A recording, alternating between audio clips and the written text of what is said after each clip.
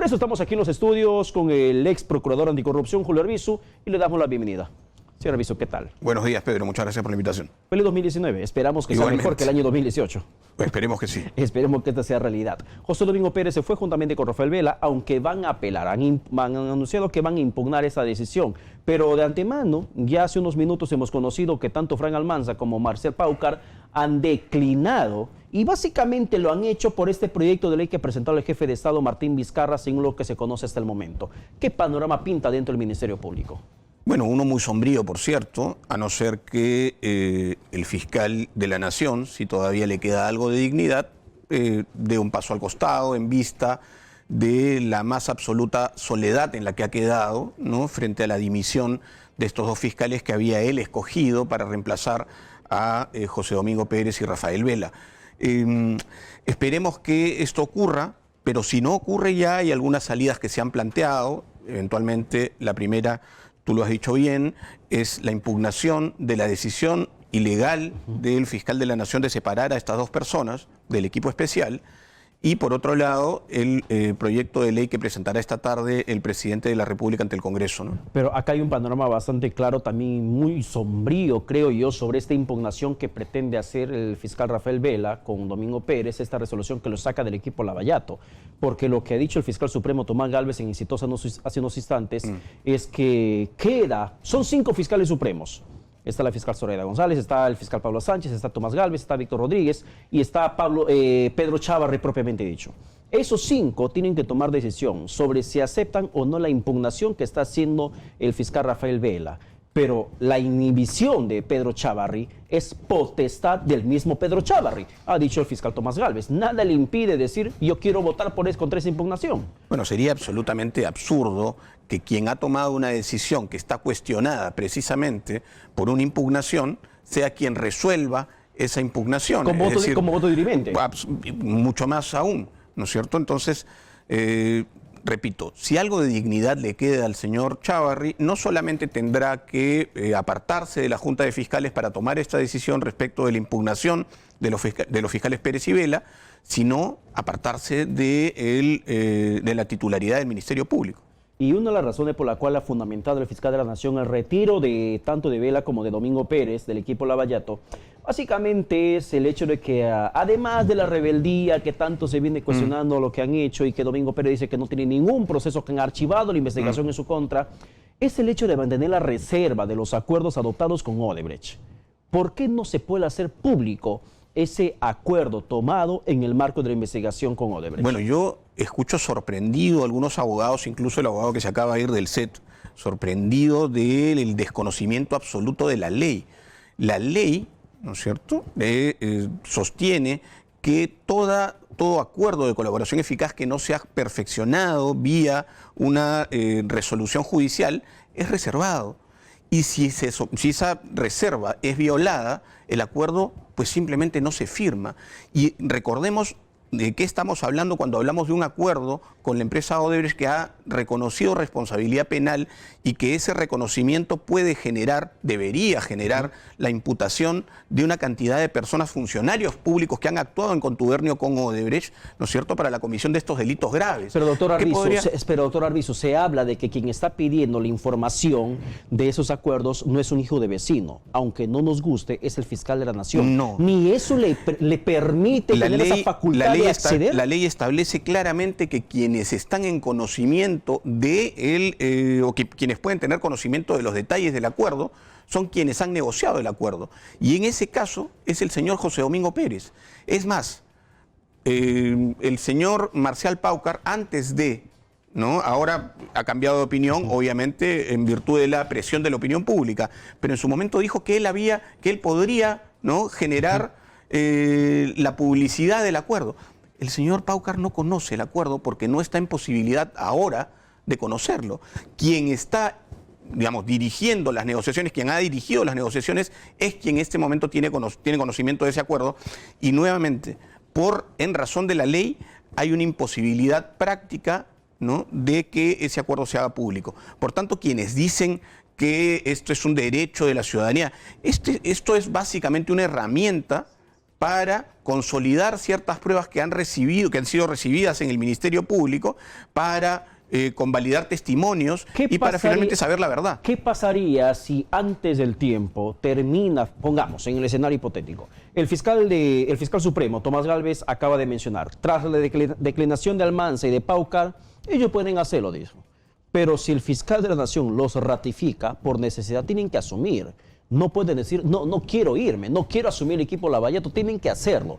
Y en esa asunción finalmente de liderazgo en el equipo Lavallato, de estos fiscales antes mencionados, que puede de repente durar esta semana mismo, oficializarse otra vez por ratificación de Pedro Chávarri, se conocen los acuerdos y se hacen públicos, ¿qué va a pasar con esa intención de colaboración eficaz que Odebrecht acordó con el Ministerio Público? Dos cosas. Primero, me parece sorprendente que muchos estén tratando de hacer un símil entre la institución del Ministerio Público y una institución castrense.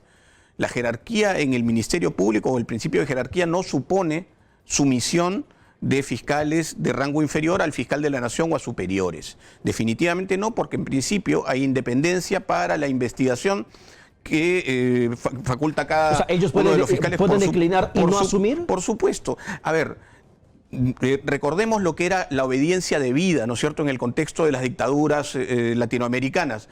Había posibilidad de contradecir las órdenes manifiestamente antijurídicas de los superiores. Se debatió muchísimo eso y se llegó a la conclusión de que obviamente si hay una orden antijurídica, una orden que no es legal, ¿no es cierto?, uno está en perfectas condiciones de tomar una decisión distinta.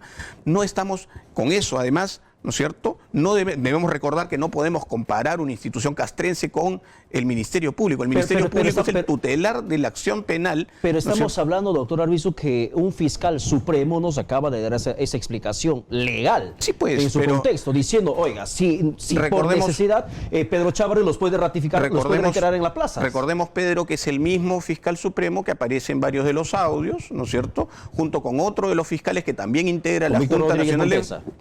y que son, ¿no es cierto?, personajes cuestionados, a pesar de que algunas personas digan que todo está bien en la Junta de Fiscales y que por ende no hay posibilidad, por ejemplo, entre otras cosas, de presentar un proyecto de ley para declarar en emergencia el Ministerio Público. Si hay una emergencia del Ministerio Público y del sistema de administración de justicia, es la situación en la que nos ha puesto hoy el fiscal de la Nación. Le reitero la pregunta. Tanto Almanza como Paucar pueden simplemente decir: no quiero asumir, declino, y obligar al fiscal de la Nación no a ratificarlo, sino a buscar a otros fiscales que asuman funciones en el equipo Lavallato? Obviamente, ya tendrá el fiscal de la Nación que tomar una decisión, repito yo, si lo asiste todavía la cordura y si todavía tiene algo de dignidad, lo que hará es, viéndose solo, abandonado en ese emprendimiento de colocar al país en crisis, ¿no es cierto?, tomar una decisión en concordancia con eso. Yo creo que la mejor decisión que podría tomar el señor Chávarri para evitar, ¿no es cierto?, más revuelo, más conflicto, es apartarse del Ministerio Público. Yo creo que esta decisión equivocada del señor Chávarri, también para sus intereses, lo pone contra las cuerdas y yo creo que puede generar un cambio drástico de la situación en este momento. La legalidad la tiene el fiscal de la Nación por la forma como ha sido designado, pero la legitimidad hace mucho tiempo que la ha perdido. Yo creo que incluso perdió esta vez la legalidad también en la medida en que, a ver, la legalidad de la... Primero, hay severos cuestionamientos a su nombramiento, en principio, ¿no es cierto? Pero hablemos de la decisión que ha tomado. La decisión que ha tomado es abiertamente ilegal y abiertamente inconstitucional en la medida en que, más allá de que efectivamente lo asiste la posibilidad de hacer cambios, ¿no es cierto?, la decisión del fiscal de la Nación, esta decisión y cualquier otra, tiene que ser motivada. Y esta decisión no ha sido motivada, y si quieres, hay una motivación aparente que ya, como han expresado los propios fiscales, está sustentada en falacias, que no resiste ningún análisis, que habla, por ejemplo, entre otras cosas, de esta desobediencia del fiscal José Domingo Pérez, que ya ha sido investigada y archivada por el órgano de control del Ministerio Público. Entonces, digamos, una decisión tomada sobre la base de mentiras convierte a esa decisión obviamente en ilegal y inconstitucional. Sobre apreciaciones personales, básicamente. Básicamente, ¿no es cierto? El señor ha salido 4 horas antes, además de que termine el año, cuando la ciudadanía estaba con la guardia baja, esperando que, como ocurría en los 90, que se aprobaban leyes entre gallos y medianoche, nadie se dé por aludido y nadie proteste, calculó mal por cierto, ¿no es cierto?, a sostener esta decisión, repito, ¿no?, en argumentos falaces. Le preguntaba hace un instante, ¿qué podría pasar en el caso, el supuesto negado, de que finalmente se haga oficial, pública, estos puntos que acordaron tanto el Ministerio Público, el equipo Lavallato, con Odebrecht? Bueno, básicamente lo que podría pasar es que el convenio o el acuerdo no se firme. Recordemos que esto todavía está pendiente de sometimiento a convalidación judicial, ¿no es cierto? No se ha firmado, no se ha perfeccionado el acuerdo, y eso, Pedro, sí sería absolutamente dramático respecto no solamente de los casos que han sido más mediáticos en las últimas semanas. ¿A quién beneficia? Yo creo que beneficia a todos quienes en su momento han sido investigados o podrían ser investigados por la trama de corrupción del caso Lavallato en el Perú. Y estamos hablando de líderes políticos, estamos hablando de empresas privadas, nacionales y extranjeras, y estamos hablando de privados que han participado también en esta trama, contribuyendo a este hecho de corrupción que es probablemente el más grande de toda la región. ¿Quién pierde? Pierde el país, Pedro. O sea, pierde el país que, digamos, había de alguna manera albergado esperanzas de que después de la difusión de los CNM audios podíamos estar asistiendo a algún tipo de recomposición del sistema de administración de justicia. Con esto, yo creo que la lucha anticorrupción como la conocemos en estos días es severamente sepultada. Pero hay quienes dicen, como el congresista Vieira, que hace tiempo estamos perdiendo con ese acuerdo. En materia económica, por ejemplo, que no compensa el monto indemnizatorio que se le consignó dentro del acuerdo de colaboración con Odebrecht, que es demasiado ínfimo, paupérrima la cantidad que se está acordando con Odebrecht para que pague como reparación civil al Perú. A ver, esa es una discusión que podemos tener en función, por ejemplo, de examinar cuál es el impacto de la corrupción realmente, ¿no es cierto? Se habla de que la cantidad o el monto defraudado al Estado supera en un 50% al monto de la reparación civil acordada o presuntamente acordada, ¿no es cierto? Por supuesto, aquí falta todavía que después de que se impongan las sentencias condenatorias a todos los encontrados responsables por este caso, también se ordene el pago de la reparación civil de estas personas, ¿no es cierto? Eso podría finalmente compensar y más o menos llegar al monto de la defraudación que sea más o menos proporcional al de la reparación civil que tiene que pagar los imputados. Otra derrota más que se considera que tiene el Perú en este acuerdo del Ministerio Público, del equipo Lavallato con Odebrecht, es el hecho de que se le permita a un Odebrecht seguir contratando con el Estado. Sí, yo he leído cuestionamientos en ese sentido.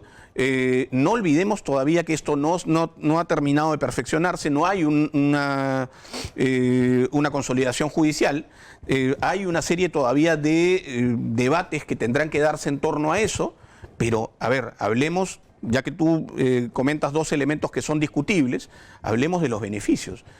Un acuerdo de colaboración eficaz con Odebrecht, con la principal empresa relacionada con la trama de corrupción del caso Lavallato en Brasil y en todos los países en donde ha ocurrido esta trama, lo que permite o lo que permitiría es, en principio, conocer todo el desarrollo delictivo de la organización, ¿no?, y su relación con los funcionarios, con los diversos funcionarios de los países en donde operó Odebrecht y otras empresas de la trama Lavallato. ¿Pero se le tiene que permitir contratar con el Estado? Yo creo que esa es una discusión que habrá que poner, ¿no?, sobre la mesa, sobre la cual todavía no se ha terminado de En el papel de ex conversar.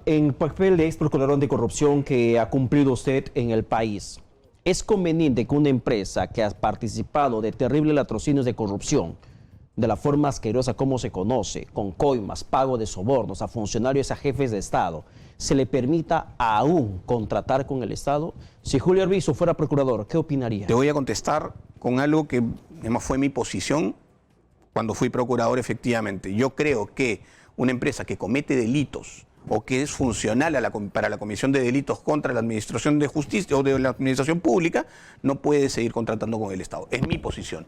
Ahora, por cierto, en la negociación con un colaborador eficaz, vale decir, una persona jurídica como es Odebrecht o una persona natural como pudiese ser cualquiera de las personas imputadas por este caso, hay una serie de concesiones que tienen que hacer ambas partes, ¿no es cierto? De eso se trata una negociación, es la base del mecanismo de la colaboración eficaz, el hecho de ceder y conceder, de ceder y entregar. Hay un tema de costo-beneficio. Absolutamente. ¿Es más el costo que el beneficio o la inversa? A ver, es que podemos poner sobre la balanza, ¿no es cierto?, lo que te estaba tratando de decir hace un rato, es decir, ¿qué permite el mecanismo de colaboración eficaz o el acogimiento de la empresa Odebrecht al mecanismo de la colaboración eficaz? Entre otras cosas, conocer la verdad.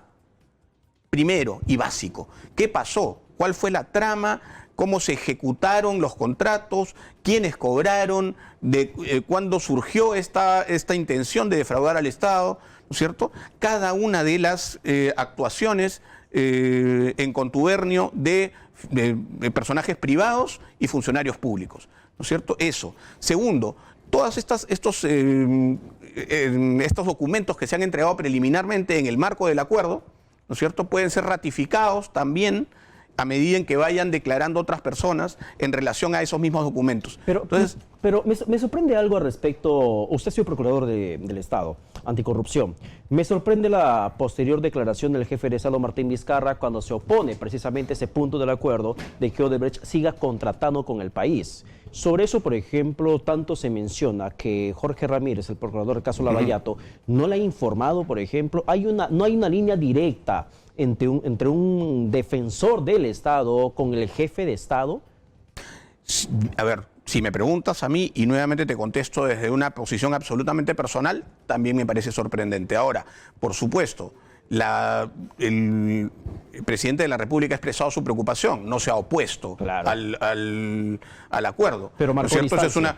Pero digamos, sobre ese punto en particular, emitió una opinión, pero evidentemente no hay un desacuerdo desde el Ejecutivo con la firma del acuerdo. O sea, me parece que hay evidentemente muchos más beneficios, ¿no?, que lastres en ese acuerdo. ¿Ha fallado el procurador Lavallato, el señor Jorge Ramírez, en esta información que tenía que dar el Ejecutivo sobre los acuerdos que se estaba tomando? Porque es parte de esa negociación. Nuevamente te voy a contestar desde una posición personal, pero yo creo que el señor procurador lo que tendría que haber hecho no es solamente comunicarse correctamente con el Ejecutivo, con el presidente, sino eventualmente también, porque esto sí es posible, es sostener cómo es que está calculando, por ejemplo, la afectación, ¿no?, al Estado peruano producto de los delitos cometidos en esta trama delictiva. O sea, eso sí es vital. Y me parece que eso, por ejemplo, ¿no?, terminaría por echar por la borda todas las críticas relacionadas con el monto de la reparación civil acordada.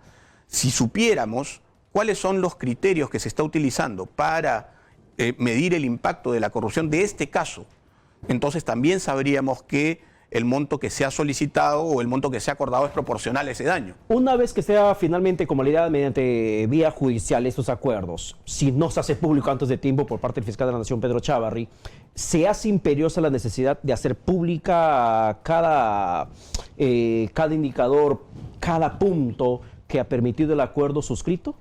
Yo creo que sí, por supuesto. Después, una vez que termine de perfeccionarse el acuerdo, evidentemente esta es información de interés público y tendrá que ser conocida por todos los ciudadanos y ciudadanas. Para terminar, doctor Arvizu, ¿esta ley que pretende aprobarse en el Congreso de la República no es una injerencia de poder? A ver, eso también es algo que me ha sorprendido de algunos abogados y otras personas que simplemente opinan sobre esto, ¿no? todo. Primero, esta no es una ley, es decir, no es un decreto, no es una decisión del Ejecutivo, esto pasa por el Parlamento. Eso en primer lugar, para que quede claro, porque mucha gente dice, no, desde el Ejecutivo el presidente está declarando en emergencia, eso no es verdad, ¿no es cierto? Está llevando un proyecto de ley al Parlamento para que el Parlamento apruebe un proyecto de ley en el uso de las facultades del Parlamento, por supuesto, ¿no es cierto? Y en el contexto de una crisis total de la Fiscalía de la Nación. O sea, a mí no me parece que esta sea, ¿no?, que este sea un episodio colateral de crisis mediana o sin importancia. Esa es una crisis total de la Fiscalía de la Nación, lo hemos hablado hace un rato.